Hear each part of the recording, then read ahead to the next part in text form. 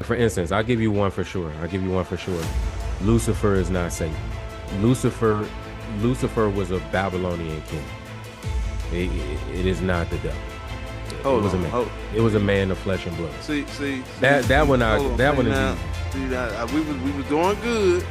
We was doing good, and then you just went over there and you just went way over there. But I'm gonna tell you something. Now listen. I've been saying it for years now.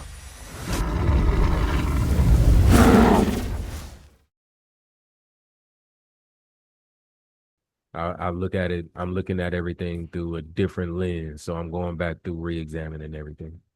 Absolutely. What would you say has been like one of the biggest shockers? Like you looked at it like, wait a minute, all this time I thought this, and now I'm seeing completely different. Like, can you think of something that really just jumped out to you? Like, man.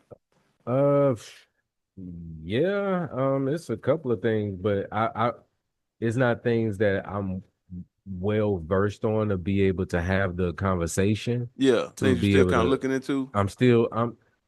it's some things that I feel pretty sure about and looking at, but it's not. I'm not well versed at those things because it's something totally different. You know what I mean? Like it's something that I never see anybody teach. You know, Mm. so it's not like I have just sources like that where I can go. I mean, of course, right now I would say I have notes and things like that Yeah. from those studies and things of that nature. So you But still studying those things, working them out as far as some of the big things that's like, wait a minute. yeah, it's just a matter of remembering where to go. Like I'll touch on one because I'm pretty sure I could bring up my notes here, but pre-incarnation. Okay. Uh-oh. Yeah, I know it's a big one. Pre-incarnation, right? Pre-incarnation of Christ and a lot of the language that is used behind it. Um, I, I I'm looking at that through a different lens. It doesn't disqualify the Messiah from being the Messiah. It doesn't disqualify him at all. I think if anything, it amplifies the Can you explain what you mean reincarnate? You're of the understanding that Christ was pre-incarnation. reincarnated? No, not reincarnation, pre-incarnation. Pre-incarnation. Okay, hold on now. Yeah, Let yeah, me because strap my seatbelt both on of here. us believe that in John 1 and 1, that is talking of John 1 is talking about Christ from the standpoint of him being in the beginning, right? And I Right. would I would say that understanding does not harmonize with Torah. You understand? So I believe he was born when he was born, but that You don't think he existed before Abraham? Before Abraham was I am? no, I don't think when he's using that, that's what I'm saying. I have to go back and look at all of those things because, like for instance, I'll give you one for sure. I'll give you one for sure. Lucifer is not Satan. Lucifer Lucifer was a Babylonian king. It is not the devil. It Hold was a on. man. Hold. It was a man of flesh and blood. That one Hold on. that See one is now. easy. See that we was doing good. We was doing good, and then you just went over there and you just went way over there. But I'm gonna tell you something. Now listen. I've been saying it for years now. Hey, I'm listen, listen. I lose people. This we go out. We going off the deep end, right? yeah. We got a scuba gear on. We going in there. And I'm gonna give a short version. I'm not gonna go into my long thing, right? But let everything be established with two or three witnesses, right? Lucifer, you only see that word in the Bible one time.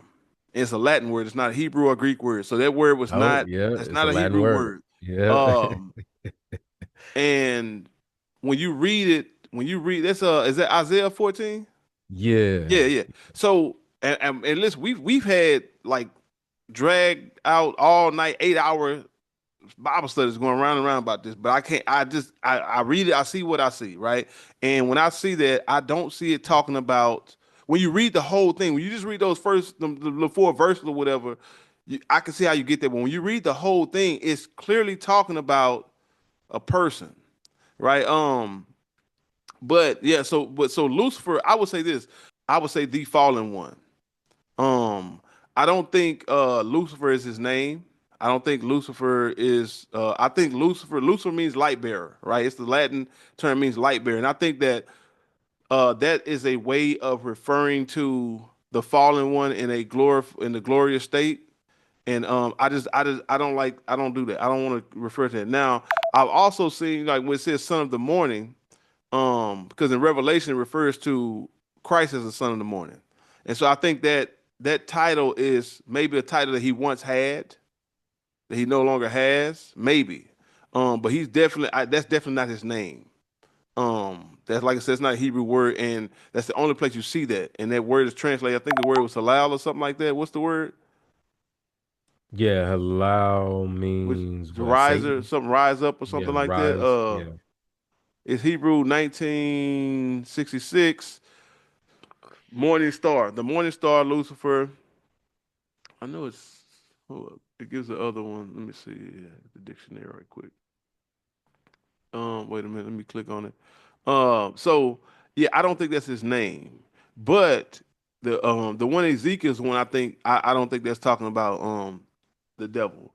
Uh, but here I do think this is talking about the fallen one. I just don't think that name Lucifer applies.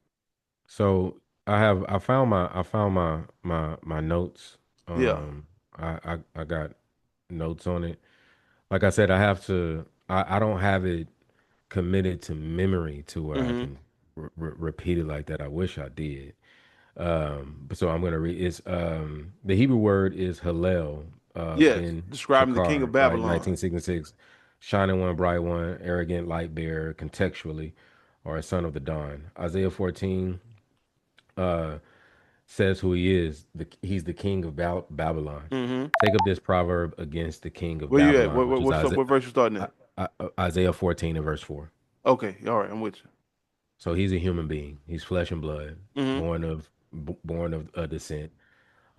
So it says, so everything after that, including verse 12, is part of this proverb aimed at a man, not a heavenly being. Um, so you already hit on Lucifer not being Hebrew. The lexicon adds Satan figuratively as an interpretation, not a translation. The lexicon is just reflecting the historical theological tradition, not the Hebrew meaning. Let me look at it here for as far as so falling from heaven. When it's talking about falling from heaven, the prophets use this in all the time. They use it as patterns when they say Hebrew prophets consistently use heavenly language for rulers. High is exalted or powerful, honored, fallen from heaven, being brought low, or losing his throne or glory. So stars, sun, moon is all indicative of rulers and kingdoms. We see this in Genesis 37 and 9, Isaiah 13 and 10, Daniel 8 and 10. We can go to them and look at them real Okay. quick. I'm sorry. Yeah, I'm reading it. No. So I yeah. So Isaiah, this one is not talking about the devil. 100%. This is talking about a man. Correct. Yeah. This one. So the one in Ezekiel, I think is the one that I think is talking about the devil. But this Mm. one, No, it's the one Ezekiel is also talking about a that's what king we too. said when it says When I began to read this scripture, it triggered me to go look at that scripture well, because too. they always because people always put these two together. They always put those two together. And Yep, I think they do. Ezekiel, because it says thou was in the Garden of Eden. That's the one in Ezekiel, right? Thou was in the Garden of Eden. That we talking about the same one? Yeah, I'm about to pull it up right now. Okay, I but gotta this actually pull it one up in because I don't Isaiah, remember. people always say it's referring to the devil.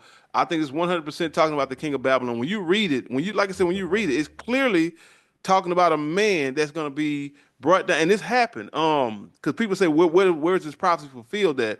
But I believe this was fulfilled in Daniel. I think that was I think that was the same king. This happened to the king in Daniel when the king of Babylon that fell. I believe. Um if I remember correctly. I remember researching this, but this clearly to me, I don't know. I don't see how you read it any other way. You know what I'm saying? Thou shalt take up the verse 4, this proverb against the king of Babylon and say, how have thou oppressor, how hath the oppressor ceased, the golden city ceased? So it's talking about this ruler who's going to be taken down. I think this was the one in when the hand that came out and wrote on the wall and the king of Babylon, that the last one that got destroyed. I think this prophet is referring to him, I believe. Yeah, why don't we do Um, we can do a I'm about to say, why don't we do a separate part yeah, and I going to can, this.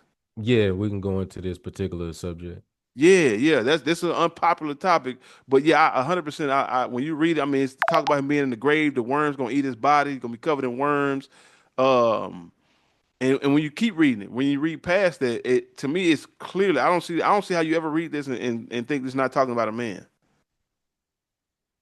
I Right. don't. I don't. I'm Correct. with you I 100% agree. on that. Yeah, I I'm agree. with you on that one. Yeah. Yeah. But the one in Ezekiel, I believe Yeah, that's talking about. I think we can that's the chop it same. up That's on the one that's, in that's Ezekiel. what Ezekiel what 28. 28. Yeah. So I liken this one to the same thing that happened when Christ was going to turn himself in, and Peter said, "Don't no don't do that, Lord." He said, "Get thee behind me, Satan." He's talking to Peter, but he's not. He's talking to the spirit behind Peter, or to the Hmm. demon that's behind Peter. And I think that was the same thing here in Ezekiel. He's talking to this the prince. What is the prince, right? The prince of And I think it's, and king here's of the thing, Tyre. I think it's a difference between Satan and demon. See, a demon is just a disembodied one. Satan is the adversary. Well, Satan has an actual role. Like, so let me. Okay, so with that being said, right, I agree with you. Right, demons are disembodied spirits that I believe they're part of the kingdom of Satan, and they follow orders. They get sent out in droves to do things. Right. I mean, we can. That's a whole nother conversation. Um, Satan, the adversary, the devil. There are many devils. There are many adversaries. Satan is not a name; it's a title. Devil is not a name; it's a title. So yeah. we say the devil, people referring to the fallen one, I think, who was the top of the chain when it comes to the demonic realm. I do believe that there's a hierarchy in the demonic realm. I believe that the fallen one, who people refer to as Lucifer, um, but I believe the fallen one is quote unquote the devil. However, he's not. He's only one created being. He cannot be in more than one place at more than one time. He's not running around tempting everybody everywhere. There's a bunch of demons and devils that take orders. There's hierarchies. We talk about powers and principalities and wicked things in high places. There's principalities over every like the from what I learned, Satan the governments of the world are structured after the kingdom of Satan. So when he sits at the top and he has people and he gives orders and they give orders and it goes down and down and down and people report back up and everything comes back to him. And when you become a big enough problem, your name might reach his office. He said, I gotta deal with him personally. But that's how I understand it. So we talk about demons and devils and Satan, rarely is there a particular individual that's dealing with the Satan, the devil himself, like the one, right? Is you have a demon that's been assigned to you, and if that demon cannot get you to fall, then it goes up to a stronger demon, and it keeps going up until either they can't touch you because you're under the protection of the Most High, or they're gonna keep trying till they get you, right? But they study you, but it's not just the devil that's running around doing all this stuff to everybody. So I just want to put that out there. But go ahead. No, I wasn't. I was just. Oh yeah, I was just Yeah. saying that pretty much is just a. From my understanding, it's a difference between the two. The adversary acts as the prosecuting attorney, Mm. and then you have Christ who acts as the defending attorney. So that's why, just as much as if you go to court, the prosecutor is going to do his job. So they're going to try to find allegations against you and try to press you to get a conviction. So that is my understanding of what they do. I They wonder try to what you tempt, they what try to get you out. I wonder what you could have read to lead you to that conclusion. Cause it just sounds so familiar. Like the accuser. The It's feel like I accuser, heard that before. exactly. The accuser. Yeah, you know what I'm saying? He referred Right. to Satan the The accuser. accuser, the adversary. He Yeah, accuses. that's what he does. Right. That's And his job. now I've seen people talk about they were actually shown or they were able to experience them being in the heavenly courts and being accused by the devils.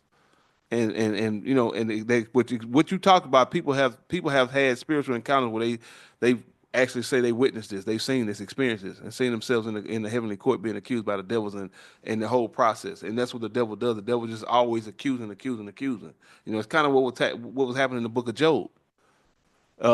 So interesting. But going back to Ezekiel 28, I think it's one of those situations where, like when Christ rebuked Peter, but he was really he told get thee behind me, Satan. But he's talking to Peter, but he's talking to the demon that's influenced, because what I understand for that, Peter was actually through emotional appeal was asking Christ to go against the will of the Father. Absolutely. Don't go down there. Oh, if you telling me not to do what the Most High told me to do, that's the devil. Get thee Right. behind me, Satan. And so Correct. I think it was a similar situation here in Ezekiel. He's talking to the king. This is a proverb or a prophecy against the king of Tyre, or the prince of Tyre, and Correct. but he's talking to him, but then he start going to the spirit, or the, you know, the demon that's behind him. And in this case, because it makes sense that, you know, because especially then when kings were ruling, I can understand the Satan, the one dealing with these kings person, because he's like, this is the top of the food chain. If I get him, I get the whole nation. So that's what I think this is. Because when it's saying, you know, you was in the Garden of Eden, well, the king of Tyre wasn't in the Garden of Eden. He didn't have precious Well, stones built into his body, blah, you know, so on and so forth. But go ahead. right, right. And this is where Ezekiel is still and when you get to verse 12, Ezekiel is still talking to the king of Tyre and human rulers. So prophets use the Eden as a picture of ideal beauty and favor, not only for Adam's time. So later in the same book, Ezekiel says of Assyria. So it was like a cedar in the garden of God. All of the trees of Eden envied. Then that tree was cut down. Ezekiel 31. So nobody says Assyria is Satan. It's empire language. So you were in Eden. So you had paradise level prosperity, beauty, and nearness to Where divine you reading favor. that? Can you go back to the verse? This Oh, you said this you were, is when you said you were like you were in Eden. What verse was that? verse that's verse 13. Thou hast been Okay, in the yeah. Garden of Eden. Every precious stone was thy covering. So, so it's using, from my understanding, is using a poetic comparison. When it says every precious stone, those stones overlap heavily uh, with the stones of the high priest's breastplate. So it's talking to his wealth. I never. Is it 12 stones? I never counted it. One, two, three, four, five, It's six, 12. seven, 8, 9, 10. I think I just counted 10. Let me What? see. I think these are. I think they match One, two, with three, those stones that are four, in. five, Let's six, see. Let's look at it. 7, 8, 9, 10. I only count 9 stones, and then it says in gold 10. But go ahead. When you said that, I was like, I Okay. never counted how many it was. But go ahead. Um, so from my understanding, it's speaking to his wealth. It's depicting a priestly holy garment, even if it's not all of them. Still, let's see if those ones overlap. I think they Yeah, still overlap. The 10 that we count, I still think they overlap. you're talking about So the ephod, right? You're talking about the the ephod that the ephod. priest wore. Yeah. So I think it's just speaking to him in that high level position. I think it's poetic. I still don't think that it's speaking of. Jungle to the Bible verse, seeking righteous power, breaking every curse. We believe in God. Put that on the track, man. Yeah. This ain't just a broadcast. This is family right here. Laugh. Learn and be encouraged. Let go of all the fear. Bold faith.